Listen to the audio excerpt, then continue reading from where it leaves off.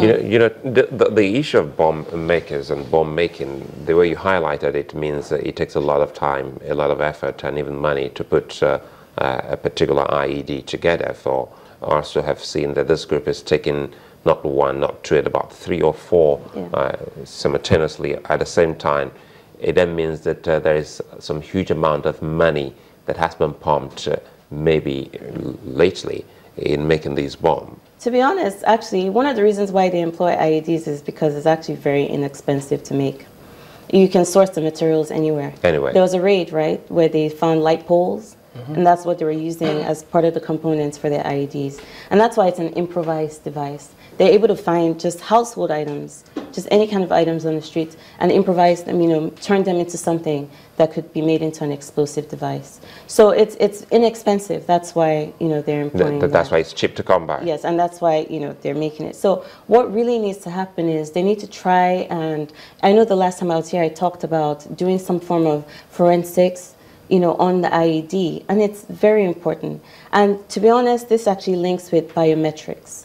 I know there's been a lot of talk about biometrics, with the BVN for the banks, but there is a way that it also helps with counterterrorism. And this is what we saw when, when I was in Afghanistan, is what you had cells, you had biometric cells, which were the troops would go around. It's just this portable device. It's a camera, it looks like a camera, and they attach it to a laptop. And so what they do is at checkpoints and so on, they just right there and then, they're enrolling people. So, you go to a checkpoint before they go in. While you're searching them, you tell them, okay, just do your thumbprint, and then open up your eyes, you take a picture of the iris. On the spot. Right there, on the go, on the spot. And then they do the iris and the face detection. And then the person who's by the computer is just inputting information that they give you. What's your name? He tells you his name is Idris. And you're like, okay, Idris, what are you doing here? You live here, you work here, and so on. Do they profile, or just... No, just everybody. The whole idea is to get everybody on there so that when there's a person who's out of place in the area, you're like, okay, we haven't seen this person before.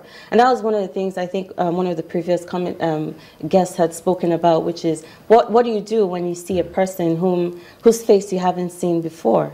Well, that's, that's one of the things. You call the security expert, and then they can come there with a device. They just tell him, okay, do a thumbprint. And then they find out, well, you're not on here, so clearly you're not from this area. You started to call today, talking about the bomb makers now, I'm talking about profiling and biometrics. It then means that if you're a bomb maker, you must have a trademark. Typically, they do.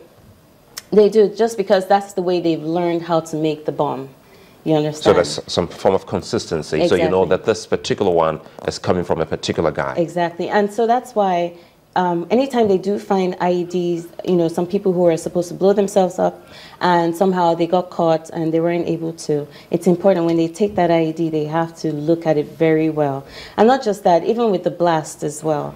If you notice, there's a certain way that these blasts happen. It means that they're using this kilograms or, this amount of explosives in there and so on. So yes, each IED maker has a certain way that they make the IED. And it's important to note that. Some of the ones you noted here is that it's detonated via remote. Yes, they have those. Now, is that what they're employing here? Is that what they use here in Nigeria? I don't know, but perhaps the EOD will know. But this is some of the information that is key that they need to know in order to actually effectively find. Is that information they should share as well? I mean, well, no, they don't necessarily have to share it with members of the public unless there's something they want them to look out for.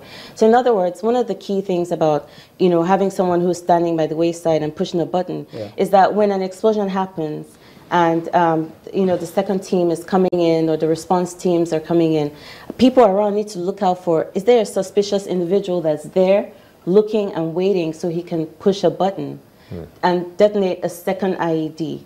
You understand? So these are some of the things that, and I guess in this case, that's why they would want to share the information. But then really, when an IED attack happens, there's chaos everywhere. Everyone's running around and there's chaos. So and about those biometrics, is it centralized, or how do communities, associations, residences, how do they key into it? Okay, I'll tell you how it worked with the multinational forces in Afghanistan was they actually did integrate the database. So, their security agencies had one database where they put all the information into, so that if at any point in time you have to cross-check someone, they're searching through that database. Now, in Nigeria, and I know Buhari just gave a mandate recently that you guys need to go ahead and integrate your databases, because right now we have, everyone's doing biometrics. The bank is doing theirs, and FRSC is doing theirs, and pension, health. Everyone has their different databases, but it doesn't help in this matter. Right now what we need to do is to integrate it so that everything is in one place. And that's what the National Identity Management Team is actually trying to work on right now. It's very key. And not just with that, especially if we're looking at the area of operation, which is the Northeast, it has to be integrated as well with Chad, you know, and all the other neighboring countries, Cameroon, Niger, and so on. So it's, you know, it's all about compiling this watch list and compiling these people. Now, let me give you an example of how important this could be. So imagine if, okay, where a guy, you see a guy who is trying to drive into, he's coming from Nasarawa trying to go into Abuja. And then he stopped at a checkpoint. They check his car, everything is fine. They check his driver's license, and his name says he's James. And before they wave him off, they say, okay, just quickly come here and do your thumbprint, and let's make sure, you know, everything is fine. And when they do his thumbprint, they actually find out that, wait a minute, this person's fingerprint matches a person who was arrested in Borno and kept in prison there. But then there was a jailbreak, and a bunch of people got out. But then he was enrolled initially when he was arrested. And so that's how they're able to now figure out that this is a person of interest, because this is what his data is telling us. So it's very important, and that's how biometrics can help in this situation. When this sort of blast happened and they cordon off everybody, you know, and they're saying, okay, we're going to just check everybody in the area. If they had this sort of, you know, database and these portable tools, they could just, you know, quickly check everyone and make sure everyone is reading clean. So one of the things that was, you know, interesting to me was when you came on, you said that the fact that they were using IEDs showed that they were a weak group. Yeah. And that they're dying off. Could that be? Yeah. Are they? Okay, they are. And okay, so I know the military also has been saying that, you know, they're claiming all these successes, they're finding suppliers, they're finding all sorts of things. I know they're saying that, but I'm not even going based off of their PR. I'm going based off of how many attacks we've actually seen in the past month. And when you see that, okay, attacks were a lot and all of a sudden it started dwindling, it means they're doing something. And not just that. When you read reports about, you know, the locals in the area, even they are also saying, you know, in recent times they'd actually been, you know, experiencing a bit more freedom, a lot less blasts and invasions by Boko Haram. So that's how you can tell that the military is doing something. But at the same time, Boko Haram is fighting. They're fighting hard. They're giving it all they've got.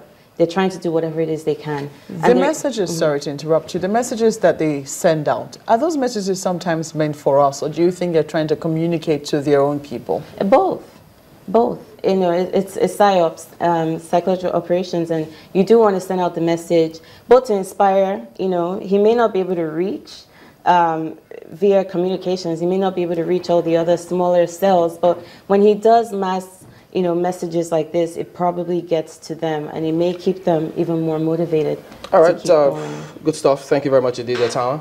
Well, Otama Ashiru is a former US Air Force intelligence analyst. Well, just before we wrap up, we have some Know Your Neighbor. It's sort of a campaign that we're putting out, having listened to all of those security agencies who have spoken to us, not just today, but previously as well. Now, here are some of the things that they think, yes, we will do well to look out for, and then ultimately inform them with some of those emergency numbers you see at the bottom of the page there. So they talk about identifying strange faces within your neighborhood, preventing indiscriminate parking of cars. I think estate associations should be able to also help in that one. Community partnership with police. The police say they've put up that, they deployed men. They expect us to also be in touch with them about that. And then they say this time and again when you get to the airports, there are bags unattended. As a matter of fact, this last explosions happened where a bag, just dropped the bag and went off and it was detonated. So all of those are things that we think that you will do well to help us help the police authorities. That's the show today. Thank you all for watching. We'll be back tomorrow. I'm Chamberlain Oso. Well, thank you, and please stay safe out there. Maokbe Ogun. I see it more like helping yourself. Help yourself to help your community as well. Many thanks for watching. I'm Sulaiman Alede. Goodbye.